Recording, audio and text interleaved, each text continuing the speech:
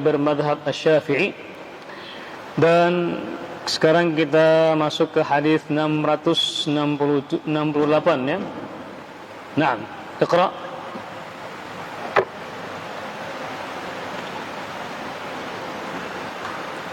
Bismillah wassalatu wassalamu ala Rasulillah. Qala al-musannif hafizahullah ta'ala. Hadits 667 وعن أبي هريرة رضي الله عنه قال قال رسول الله صلى الله عليه وسلم عليك السمع والطاعة في عسرك ويسرك ومنشطك. حديث بعده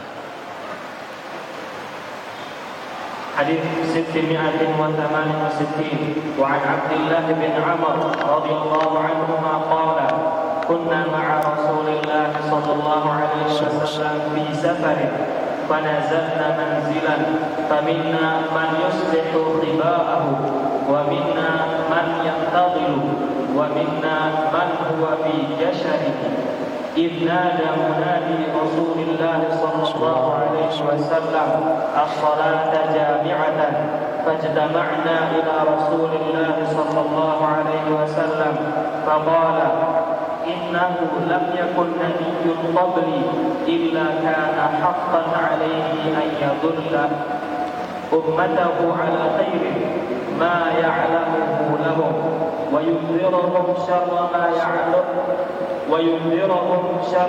يعلمه لهم وإن أمتكم هذه جعل عافيتها في أولها وسيصيب آخرها بلاء وأمور تنكرونها وتجيء فتن يرقق بعضها بعضا وتجيء الفتنة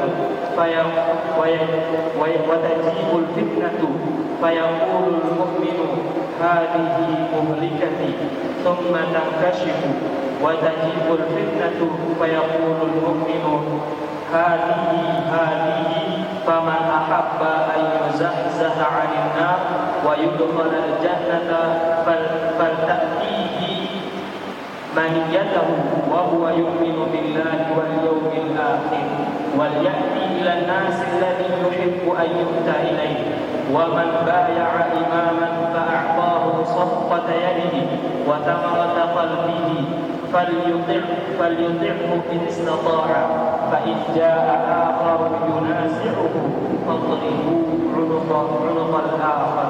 رواه مسلم. Naam, hadis yang lumayan panjang sekali. Hadis dari Abdullah bin Amr radhiyallahu anhuma, kedua-duanya sahabat Rasulullah sallallahu alaihi wasallam. Abdullah sahabat, Amr juga, Amr bin As maksudnya juga sahabat Nabi sallallahu alaihi wasallam. Ini yang kita katakan bahwasanya sahabat Amr bin As ini sahabat yang sudah punya cucu walaupun umurnya masih 20-an tahun. Umurnya masih 20-an tahun lebih, tapi sudah punya cucu. Kita 20 tahun masih menjomblo. Betul ya? Jadi jomblo itu ibaratnya kopi yang tanpa gula. Pahit rasanya, tapi dipaksakan untuk dinikmati. Itulah jomblo, ibaratnya kopi tanpa gula.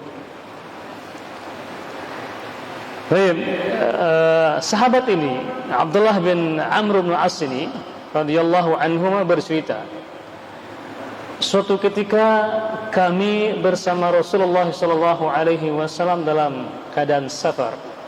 Ingat, Nabi dan para sahabatnya sering bersafar, terutama bersafar dalam keadaan jihad dan juga dalam keperluan yang lain, berdakwah, menyebarkan risalah Islamiyah ini. Termasuk juga Rasulullah sallallahu alaihi wasallam pernah mengirim 3 sahabatnya ke Persia, ke Romawi, dan juga ke daerah-daerah yang lainnya demi untuk menebarkan dakwah. Termasuk juga Mu'adz bin Jabal radhiyallahu anhu, Nabi mengutusnya ke Yaman dan ke semua penjuru dunia menyebarkan Islam dengan bersurat kepada raja-rajanya. Dan Nabi sallallahu alaihi wasallam bersafar dengan para sahabat-sahabatnya. Dan dengan safar itulah kita akan mengetahui sifat-sifat teman kita, sifat yang sesungguhnya.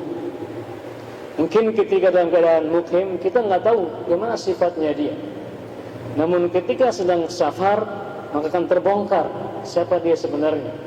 Apakah dia dermawan, kikir, apakah dia pendiam, ataukah dia humoris, dan yang lainnya akan terbongkar dengan sifat-sifatnya. Makanya kalau antum mendengarkan kisah seseorang menceritakan orang lain, tanya dulu, pernah nggak safar dengan dia? Kalau jawabannya tidak, jangan dulu kamu bicarakan tentang dia.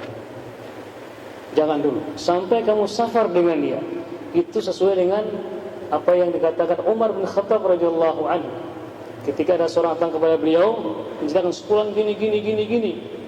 Umar berkata kepada dia, "Har safar ma'ah?" Pernah enggak safar dengan dia? Belum. Diam kamu katanya. Diam. Makanya para sahabat dan juga Rasulullah sallallahu alaihi wasallam sering bersafar dengan yang lainnya. Maka diketahuilah siapa yang sering membantu dengan safar itu, siapa yang ringan tangannya, siapa yang murah senyumnya, siapa yang tidak pernah ngeluh, siapa yang ceria terus, siapa yang gembira terus, itu kan ketahui.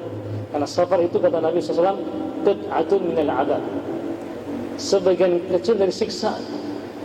Makanya kalau safar itu dianjurkan jangan sendiri, minimal bertiga. Karena sendiri itu siksaan. Tapi kalau bertiga harus ada amirnya. Itulah diantara sunnah Nabi kita Muhammad sallallahu alaihi wasallam dalam bersafar. Nah, kata sahabat ini, Abdullah bin Amr ini, suatu ketika kami bersafar bersama Rasulullah sallallahu alaihi wasallam. Kemudian kami istirahat di sebuah tempat atau di suatu tempat. Biasanya karena jauh maka harus istirahat. Ketika sudah menjelang malam, sudah maghrib maksudnya, maka harus istirahat. Kata beliau, "Faminna man yuslihu khiba'ahu." Maka di antara kami ada yang memperbaiki kemahnya, memasang kemah, masang tenda untuk tempat istirahat. Ada yang mengatakan khiba'ahu ini pakaiannya. Ada juga yang sedang merapikan atau yang merapikan pakaiannya. Wa minna man yanfadil. Di antara kami ada yang latihan memanah. Dan wa minna man huwa fi jasri. Di antara kami juga ada yang sedang sandar-sandar, sedang leha-leha, sedang istirahat. Bayangkan dalam safar. Jangan kita bayangkan safar yang kita sekarang ini. Gimana dahulu? Sekarang saja safar, walaupun dengan mobil, dengan pesawat yang AC-nya luar biasa, tetap capek. Nah, dahulu bayangkan dahulu safarnya pakai Toyota, pakai onta, kuda, keledai ya, dan yang semisalnya itu. Dan bayangkan safarnya di padang pasir, nggak ada AC, nggak ada apa-apa. Makanya dahulu ketika ada orang yang ingin safar, mereka mewasiatkan kepada keluarganya, kenapa? Ini mungkin yang terakhir ketemu dengan dia. Kenapa? Akan berhadapan dengan badai padang pasir. Badai padang pasir tahu ya? Padang pasir tahu. Makanya dahulu kenapa para sahabat itu memakai dan Nabi memakai sorban di kepalanya itu? Yang fungsinya ketika mereka kena badai pasir, mereka bisa tutup kepala mereka, tutup kepala agar mereka terhindar dari badai pasir itu, agar mereka bisa napas. Makanya jangan heran para ulama itu pakai sorban mereka seperti ini, ya banyak fungsinya. Di antaranya untuk kepala kalau kepanasan, atau nutup kepala kalau kehujanan, atau nutup semuanya kalau sedang dalam keadaan badai. Nah, kata beliau ini, tiba-tiba di saat kami sedang demikian, ada yang memperbaiki tendanya, ada yang sedang latihan mana, ada yang sedang leha-leha, sedang bersandar. Tiba-tiba datang seruan, ada panggilan munadi Rasulullah, panggilan yang bersumber dari Rasulullah sallallahu alaihi wasallam, as-salata jami'atan. Salat itu sudah didirikan. Ini sebagai komando agar para sahabat ini berkumpul. Karena kalau komando untuk sholat itu sudah ada. Apa itu? Sudah ada adanya sebagai waktu masuk sholat, dan ada iqamahnya sebagai waktu untuk melaksanakan sholat berjamaah, dan tidak lagi kemenunya selain itu, selain yang diajarkan Nabi kita Muhammad sallallahu alaihi wasallam. Jadi as-salatu jami'atan ini aslinya adalah mengajak para sahabat untuk berkumpul mengadakan pertemuan rapat ketika sedang dalam keadaan safar. Kata sahabat ini, asfad jama'na ila Rasulullah sallallahu alaihi wasallam. Kamu pun berkumpul menghadap atau di samping Rasulullah sallallahu alaihi wasallam. Kemudian setelah kami berkumpul, Nabi pun bersabda, "Innahu lam yakun nabiyyun qabli illa kana haqqan 'alaihi an yadulla ummatahu 'ala khairin ma ya'lamuhu lahum wa yunziruhum syarra ma ya'lamuhu lahum."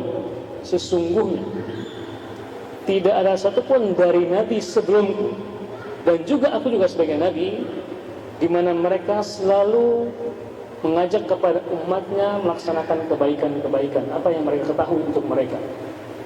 Di semua nabi, dari Nabi Adam sampai Nabi yang terakhir, Nabi kita Muhammad sallallahu alaihi wasallam, sudah pasti mengajarkan kebaikan-kebaikan.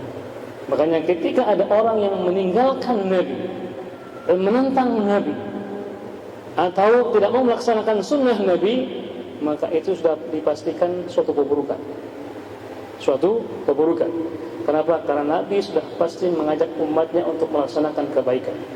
Dan juga kebalikannya, dan Nabi juga selalu memberikan peringatan kepada umatnya tentang keburukan-keburukan, agar umatnya menghindari yang namanya keburukan tersebut. Kenapa? Kalau umatnya melaksanakan perintah Nabi, maka dia berarti akan mendapatkan kebaikan-kebaikan dalam hidupnya, baik itu pribadinya, rumah tangganya, bahkan negaranya. Namun kebalikannya, ketika ada sekelompok atau individu melanggar larangan Nabi SAW, Nabi melarang tapi dia melanggarnya, maka bisa jadi itu buruk buat dia pribadi, keluarganya, ataupun masyarakatnya, ataupun negaranya. Kemudian kata beliau, wa inna ummatakum hadhi ju'ila aqibatuha fi awwaliha. Sesungguhnya umat Islam ini dijadikan contoh yang terbaik kapan? Di masa-masa awal, masa para sahabat, tabi'in, dan juga atba'ut tabi'in. Artinya apa? Kalau kita ingin selamat dalam menjalankan agama ini, maka contohilah masa-masa yang Nabi rekomendasikan kebaikan buat mereka. Masa apa itu? Sahabat, tabi'in, dan atba'ut tabi'in. Itulah yang oleh para ulama dikatakan salafus saleh, para orang terdahulu yang dikenal dengan kesolehan-kesolehan. Kemudian kata beliau, dan juga akan mendapatkan musibah-musibah. Kapan itu? Bala'an wa umurun tunkirunaha, itu ketika habis masa ini.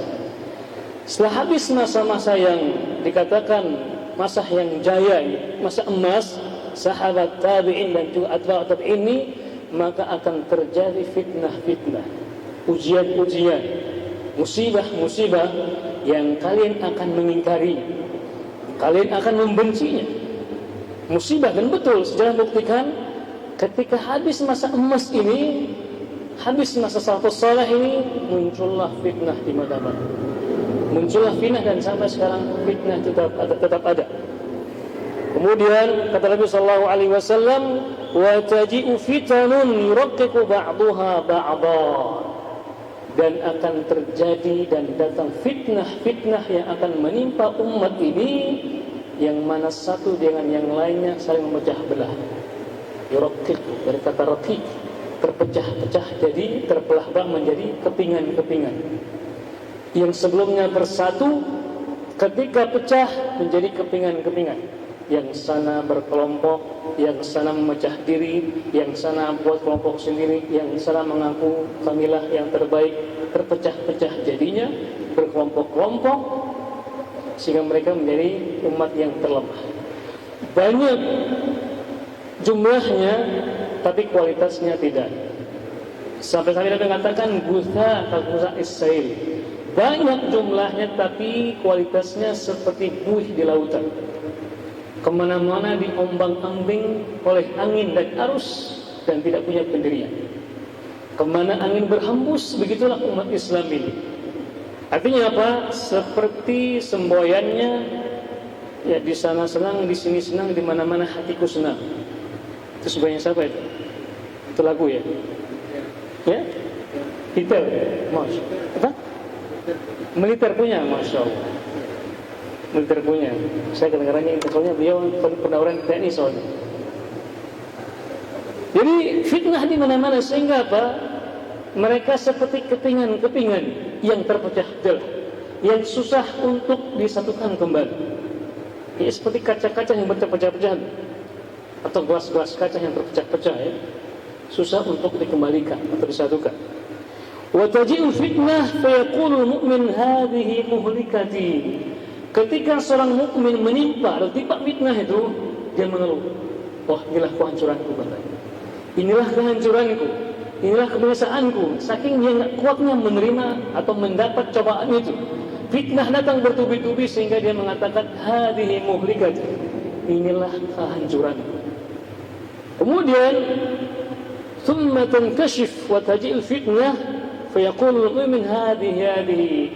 Mukmin yang lainnya ketika fitnah yang lainnya muncul, maka muncul lagi fitnah yang lainnya. Mukmin yang mengatakan ini, kayaknya ini seperti ini kayaknya fitnah yang terjadi.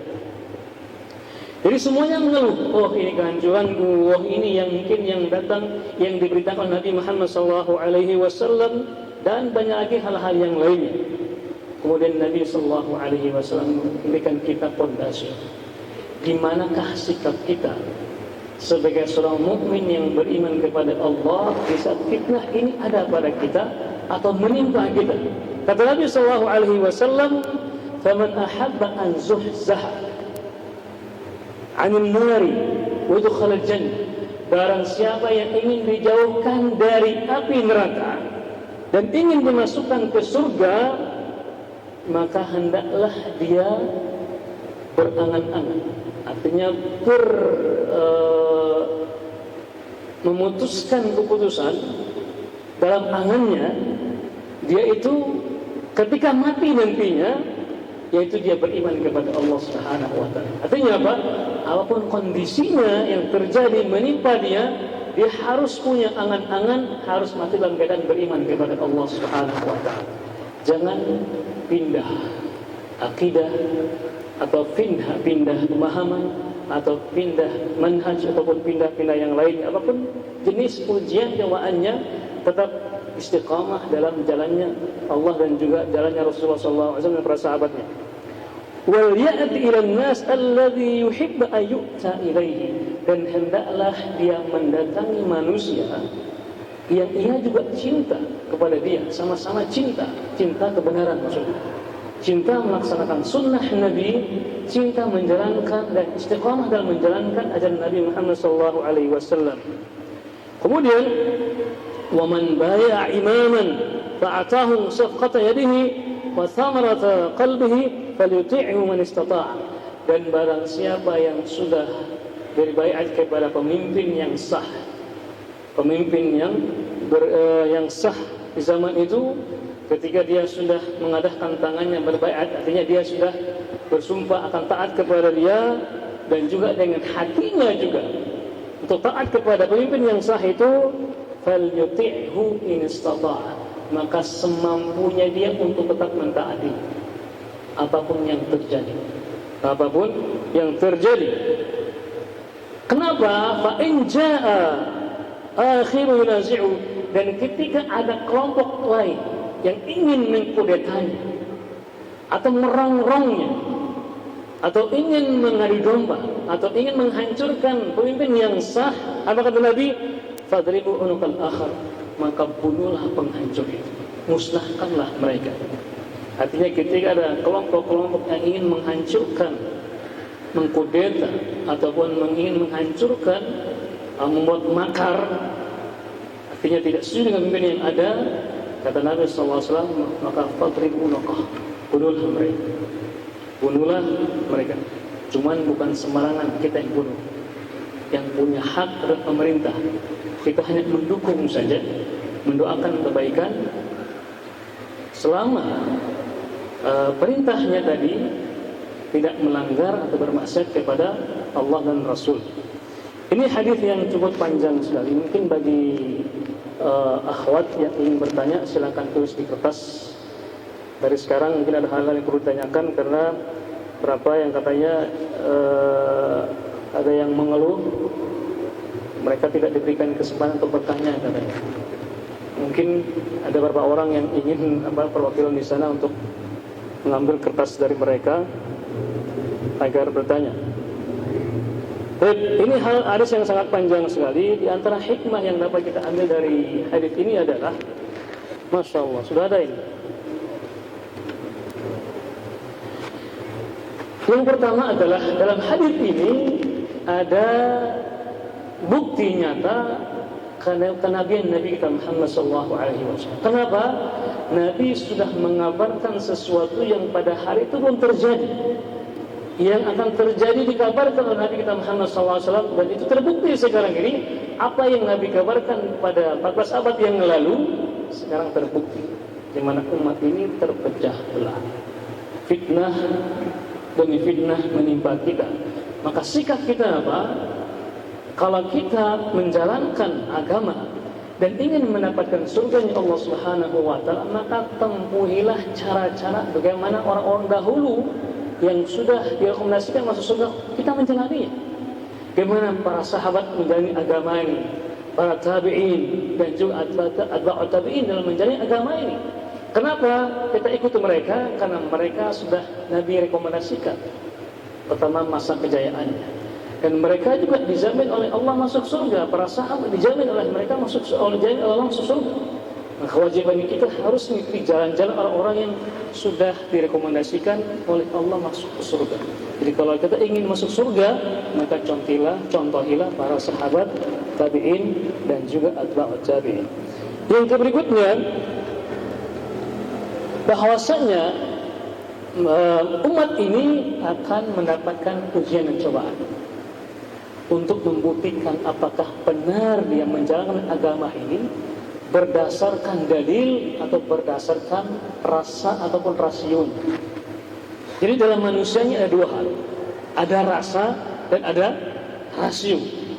Rasa itu perasaannya, rasio itu logikanya. Ataukah dia mengamalkan agama dengan dalilnya? Di mana perbedaannya? Kalau ada orang yang mengamalkan agama dengan dua, rasa dan rasio itu, kalau senang dia amalkan, kalau enggak dia enggak amalkan. Itu kalau orang yang mengamalkan agama dengan logikanya ataupun dengan perasaannya. Tetapi kalau ada orang yang mengamalkan agama dengan dalil, apapun kondisi hatinya dan juga kondisi pikirannya, mau senang susah dia tetap melaksanakan. Kenapa? Karena itulah perintah Allah dan Rasul. Itulah perbedaannya. Nah, untuk membuktikan itu dengan ujian, Allah menguji dengan fitnah-fitnah ini. Benar nggak dia ini menjalankan agama dengan sebenar-benarnya? Maka diuji. Maka harus diuji. Ya seperti buah seorang yang ingin mendapatkan gelar, nggak gampang kan? S1, S2, S3 harus diuji. Benar nggak, pantas nggak dia mendapatkan gelar profesor doktor ini? Diuji. Nah, termasuk juga benar nggak kita ingin menjadi orang yang beriman nih? Benar tidak dia beriman? Maka diuji dengan ujian tadi. Apakah dia beragama dengan dalil ataukah dengan hawa nafsu? Maka adanya ujian-ujian.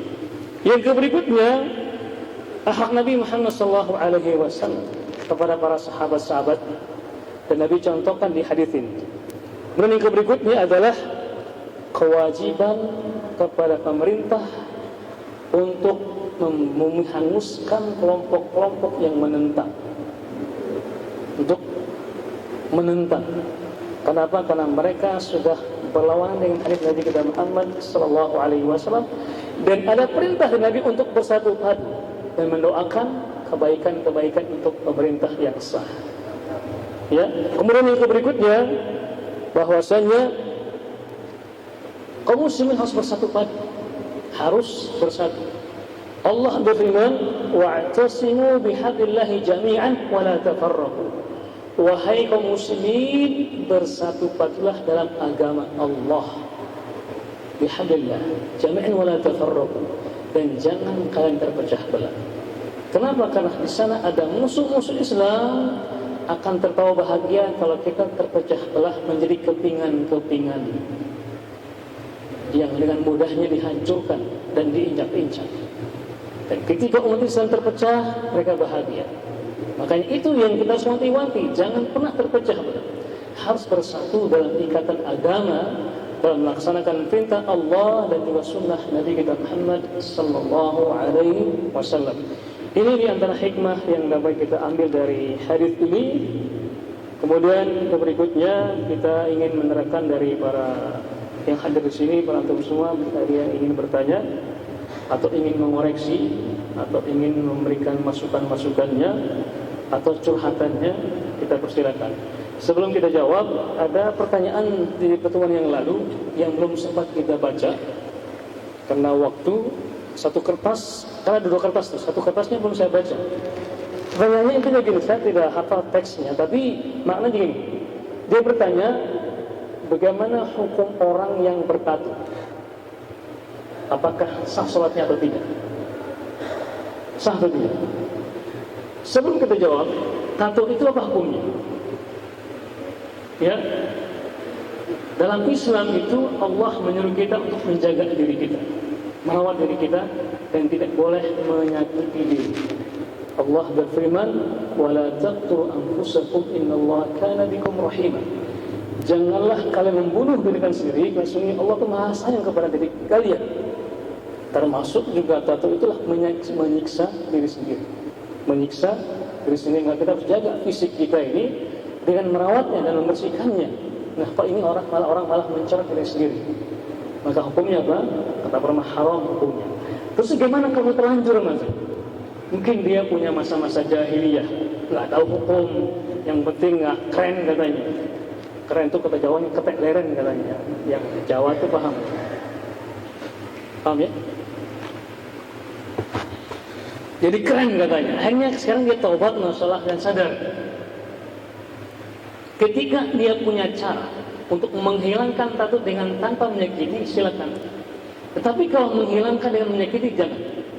Biarkanlah tato itu dan beribadah kepada Allah. Insya mudah-mudahan Allah akan menerima taubatnya dan sholatnya. Di tato itu apa? Sah sholat. Sah sholat. Wallahu ta'ala alam. Ada lagi yang bertanya? Saya baca dulu ini ya. Oh, masya Allah, silakan.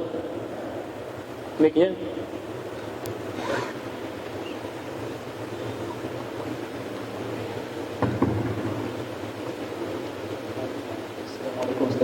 Ya. Berkaitan dengan hadis tadi,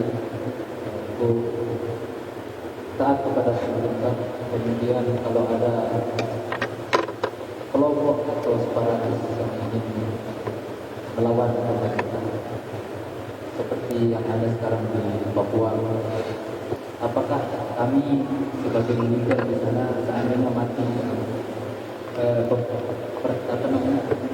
waktu sama musuh di sana, sama Habib, apakah kami termasuk mati syahid? Nah, itu ya. Assalamualaikum warahmatullahi wabarakatuh. Nah, ini sangat baik sekali pertanyaannya. Ketika seorang mendapatkan amanah untuk menjaga negeri, begitu kepolisian maupun TNI misalnya, dan ketika dia mati dalam kondisinya menjalankan tugas, apakah dia mati syahid atau tidak? Kalau kita merujuk kepada hadis-hadis yang ada, di mana seorang muslim itu dengan apapun pekerjaan, ketika dia mampu menjaga agamanya, hartanya, kehormatan dirinya, dan juga negaranya, dan ketika dia mati dalam keadaan membela itu, maka dia mati dalam keadaan mati syahid. Kita dalam keadaan rumah kita datang pencuri, kita menjaga harta kita, dan kita dibunuh misalnya dalam keadaan menjaga, dan matinya mati syahid. Atau menjaga kehormatan dirinya, atau menjaga agamanya, dan tempur berjihad lawan orang kafir, mati juga mati syahid. Termasuk juga orang yang sedang menjaga negaranya. Dulu Nabi Muhammad SAW menugaskan para pasukan untuk menjaga perbatasan-perbatasan. Ahli Thuhur, Ahli Thaghar, orang yang selalu menjaga perbatasan. Dan juga itu bagian menjaga keamanan kaum muslimin. Dia menjaga keamanan kaum muslimin. Kata Nabi SAW, orang yang seperti ini mata ketika dia meninggal dunia maka matinya mati syahid. Matinya mati syahid. Makanya di saat kita pergi mencari rezeki, kemudian menjaga negara, niatkanlah kita berjihad di Allah Subhanahu wa taala. Termasuk juga para suami misalnya ketika dia pergi mencari rezeki untuk menafkahi keluarganya, dan ketika mati pun matinya dalam keadaan berjihad di jalan Allah Subhanahu wa taala. Termasuk juga yang meninggal dalam menjaga negara ini, menjaga kehormatan negara, menjaga kedaulatan negara. Ketika mati makanya mati syahid. Kita berdoa kepada Allah Subhanahu wa taala agar negara kita tetap aman dan damai dan aman dari segala macam gangguan dan cobaan yang ingin memecah belah umat kita ini. Amin ya rabbal alamin. Itu masalah. Saya baca dulu itu, Pak. Ini ada yang pertama dari ayahanda kita, bagaimana hukumnya seorang muslim pertama menerima hadiah uang angpau dari perayaan Tahun Baru Cina. Masya Allah. Kemarin. Yang kedua, menerima berupa barang misalnya pakaian atau sejenisnya. Yang ketiga, bolehkah ikut makan makanan pada perayaan Tahun Baru Cina tersebut? Masya Allah, ada 3 pertanyaan. Yang pertama, bolehkah kita menerima hadiah angpau dari perayaan tersebut? Kalau hadiahnya itu tidak ada kaitannya dengan agama mereka, artinya bahan-bahannya itu bukan ciri khas agama mereka, atau bukan ciri khas dari perayaan mereka, ini kan angpau berarti uang. Maka kalau diantar ke rumah kita, terimalah. Jangan minta-minta. Jangan minta-minta. Kedua, tadi katakan seperti pakaian sejenisnya. Kalau pakaian-pakaian yang biasa yang tidak ada tasyabbuh atau ikut-ikutan dengan pakaian mereka, maka dan itu pun ketika disampaikan di rumah kita, maka ambillah. Namun ketika ikut makan makanan yang ada pada perayaan mereka, kalau kita ikut merayakan dan ikut makan bersama mereka, itu yang tidak boleh. Tapi kalau makanannya itu diantarkan ke rumah kita, seperti Nabi kita Muhammad SAW mendapatkan hadiah makanan dari orang Yahudi, diantarkan ke Nabi Muhammad SAW, Nabi memakannya. Selama makanannya itu ya makan yang halal, makan makanan yang halal. Tapi kalau makanannya masih erat kaitannya dengan perayaannya, maka ada baiknya tidak diterima. Kalau diantarkan ke rumah kita, terima, tapi tidak dimakan. Berikanlah kepada orang-orang yang mau memakannya, atau orang-orang yang wallahu ta'ala alam, dengan orang-orang yang mungkin sama dengan dia, atau orang yang sama dengan agamanya dia, agar kita tidak kena syubhat. Tapi intinya boleh. Di mana perbedaannya? Kalau ada ciri khas agama mereka yang menjadi khas perayaan mereka, maka itu yang tidak boleh. Wallahu ta'ala alam. Dari Pak Dokter, silakan. Masih ada waktu ya? Saya menambahkan perkataan yang mendapatkan. Jadi saya pernah mendengar hadis, mendengar hadis sahih bahwa semua kaum muslimin yang meninggal putus amalannya kecuali murabit. Nah, atau ribat. Nah, yang berjaga-jaga, petugas yang berjaga-jaga di perbatasan kaum muslimin. Nah, kita pertama seperti itu benar ya, jika dia meninggal jika dia mati syahid, dan ada kebutuhan bagi mereka. Tidak akan putus amalannya sampai hari kiamat.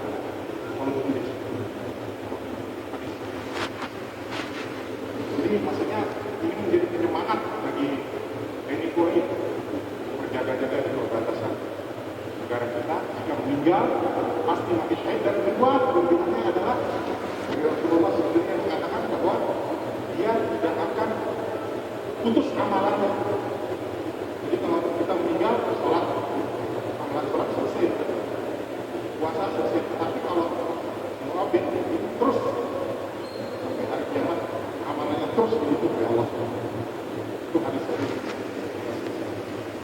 Nah, ini hadisnya sahih. Tambahan dari Pak Dokter, walaupun dokter, masya Allah ini beliau ini ahli juga dalam hal agama. Beliau ini belum pernah mondok loh. Jadi walaupun dokter tetap paham tentang agama. Itu tambahan yang sangat bagus sekali. Jazakallah khairan bahwa orang yang berjaga-jaga, murabit itu juga pahalanya terus bertambah dan mengalir. Kenapa? Karena bebannya kan beda dengan kita. Punya beban menjaga kaum muslimin dari berbagai macam bahaya. Maka ketika dia meninggal, maka pahala yang terus mengalir. Kalau bisa lagi dikaitkan dengan firman Allah Subhanahu wa taala. Apa? Ketika orang yang meninggal dunia, la tahsabanna alaikum sallallahu amwat bal hayaa'un rabbihim yurzaqun. Allah berfirman, jangan kamu mengira bahwa orang-orang yang mati di jalan Allah itu orang yang sudah mati. Bahkan mereka tetap hidup. Yurzaqun, senantiasa mendapatkan rezeki dari Allah SWT. Rezeki sini artinya tetap mengalir pahalanya, Jadi jangan pernah sedih ketika ada orang yang mati syahid, termasuk juga orang yang menjaga di perdamaian, meninggal, dia tetap mati syahid, pahalanya luar biasa, dan juga tetap mendapatkan pahala dari Allah Subhanahu wa taala sampai pada hari kiamat. Bal ahya 'inda rabbihim yurzaqun. Bahkan di sisi Allah mereka tuh seperti orang yang mati, yang masih hidup. Yurzaqun, bahkan mendapatkan rezeki. Rezeki di sini artinya mendapatkan pahala dari Allah Subhanahu wa taala. Allah taala. Cukup ya? Ada lagi? Masih ada ya? Ya, silakan. Ya, silakan Ayanda.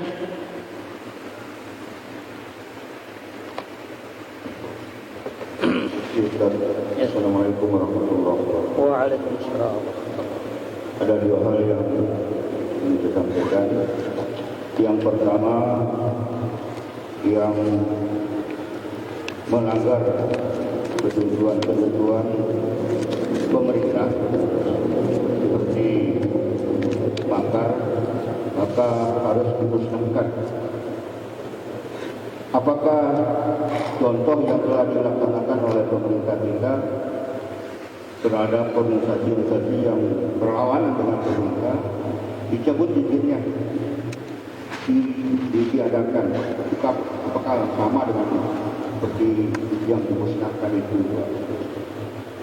Jadi itu yang pertama. Yang kedua, tadi mengenai umat Islam pada zamannya Nabi atau sahabat berkeping-keping atau berpecah belah, berkelompok-kelompok. Apakah sama dengan sekarang yang menurut yang kita bacakan ada kelompok Islam 6 kelompok dan juga terbagi menjadi 3 kelompok. Apakah itu sama dengan masa dulu dengan masa sekarang? Mungkin itu yang perlu. Terima kasih. Assalamualaikum warahmatullahi wabarakatuh. Waalaikumsalam warahmatullahi wabarakatuh. Ini sangat sensitif pertanyaannya ini. Yang pertama, apakah dengan dicabutnya izin-izin yang ada, ormas-ormas yang ada di Indonesia ini sama dengan hadis Nabi SAW, ini kita harus kembalikan kepada pertimbangan-pertimbangan yang ada. Pada konteks pemerintah kita ini, kita hanya bisa mengatakan sami'na wa ata'na. Kami mendengar dan kami siap mentaatinya. Apa yang diputuskan pemerintah di hadis sebelumnya, begitu kita suka ataupun tidak suka, senang atau tidak senang, apapun kondisinya, dipaksa atau tidak, ketika pemerintah sudah memutuskan, kita harus mengatakan apa? Alaikumus sam'ah wa ta'ah. Dengar dan taat. Dan kewajiban kita berdoa kepada Allah Subhanahu wa taala agar Allah menjaga kita dan menjaga pemimpin kita dan negeri kita ini agar aman dan sebab. Kalau dikait-kaitan maka tentu sana banyak persepsi-persepsi, saya tidak akan masuk ke sana. Nanti tugas kita sebagai rakyat adalah taat, dengar dan taat dan berdoa kepada Allah Subhanahu wa taala. Kemudian yang berikutnya, yang kedua, masalah kelompok-kelompok tadi. Nabi sudah bersabda, kata beliau, wasataftariqu hadhihi al-ummah ila 63 wa 70 firqah. Jadi umatku ini akan terpecah menjadi 73 golongan. kulluhum finnari illa wahidah. Semuanya masuk ke neraka kecuali satu. Nah, satu ini Nabi tidak menyebutkan warna pakaiannya, Nabi tidak menyebutkan warna pecinya, Nabi tidak menyebutkan benderanya, Nabi tidak menyebutkan di mana markasnya. Namun Nabi menyebutkan sifat-sifat mereka. Apa itu? Kami ma'ana alaihi wa ashabi, selama mereka melaksanakan sunnahku dan sunnah-sunnah para sahabatku, maka itulah kelompok yang selamat. Nah, kalau kita kaitkan dengan kelompok yang ada di zaman sekarang ini, kita tidak akan bisa mengatakan ini salah, ini benar. Kalau kita menilainya dengan akal kita dan perasaan kita. Barometernya apa? Dengan dalil Al-Quran, As-Sunnah, dan juga pemahaman mereka benar atau tidak. Nah, tidak dengan pemahaman para salafus saleh tadi itu. Al-Quran, para sahabat, tabi'in, dan juga atba'ut tabi'in. Nah, kalau sama semua, apapun nama kelompoknya, kalau sama apa yang dikatakan Nabi, maka itulah firqah yang selamat. Artinya kelompok yang selamat sesuai dengan kriteria Nabi. Kalau kita sebutkan nama bajunya, sebutkan nama warna benderanya, sebutkan warna pecinya, itu justru berlawanan dengan hadis Nabi Muhammad SAW. Nah, hadis apa-nya? Baik, kita akhiri dengan doa tulis. Subhanakallah bihamdika asyhadu an la ilaha illa anta wa astaghfiruka wa atubu ilaik. Wassalamualaikum warahmatullahi wabarakatuh.